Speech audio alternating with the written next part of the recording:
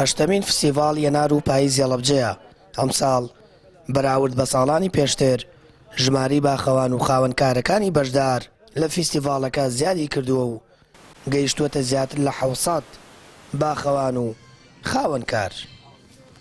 ئەم جۆش و خۆشی بەشداربوونی پیشەوەر و بەرهەمێنەرەکان دیارەوە سەلمێنەکە بە هەمان ئەندازە و زیاتریش لە گەشتیار و میوان بەشدارە بێت لە فستیڤاڵەکە. ئەمامە بە پرۆژەیەک و چالاکیێکی هەم کللتوری ئابووری فەرەنگی زانین بۆ بوژانەوەی کەرتی ئابووری ئەم شارە بۆ کەرتی گەشتیاری ئەم شارە واخوازین ساڵ بە دوای ساڵیش ئەم پرۆژەیە فراوانتر و گەورەتر بێت. ساڵانە فستیڤاڵەکە فراوان دەبێت و بۆ بوژانەوەی ئابووری ناوچەکە بە چالاکیێکی گرنگ ناو دەبرێت.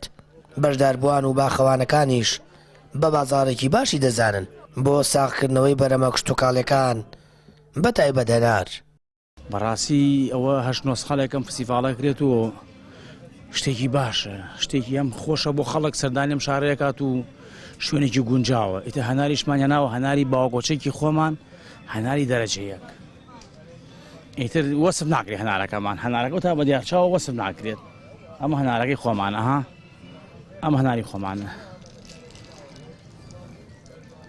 هەنێ بەرهەمی خۆماڵی بەشداریمان کردووە کە خۆمان زۆربەی هێرە زۆری خۆمان دروستمان کردووە، هەنێکی گوێزی خۆمانەوەمانە هێناومانە دۆ شاوڕوو بە هەنارۆمانش دروستمان کردوون و لێرە ئینشاڵڵا بە بازاریەکەین. هەموو ساڵی ئەمە بکرێت زۆر باشە لەبەرەوەی بەرەومەکی خۆماڵی جوان و پاک و دروستمانەیە لە ژنگێکی پاکە پەروەردەیە بێ بۆ هەموو کەسی ئاشنا بێ بە وڵاتان بۆنی کەناڵەکانی جەنابیشتان و هەموو وڵاتەکان ساڵانەی بینێ کە کورد خاوەنی بەرەومێکی جوانە بە تایبەتی لە هەڵەبجە کە ژنگەکەی پاکە. وڵا ئێمە لە هەولێرەوە هاتین ساڵانە و فستیڤاڵە بکرێت سەردانی ئێرە دەکەین.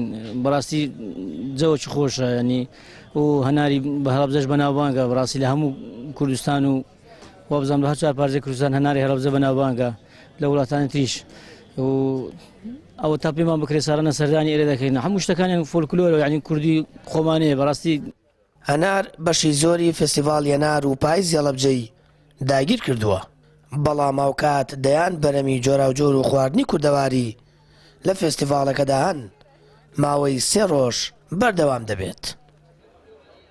سامان فەتاح، کەناڵی ئاسمانی پەیام، هەڵەبجە.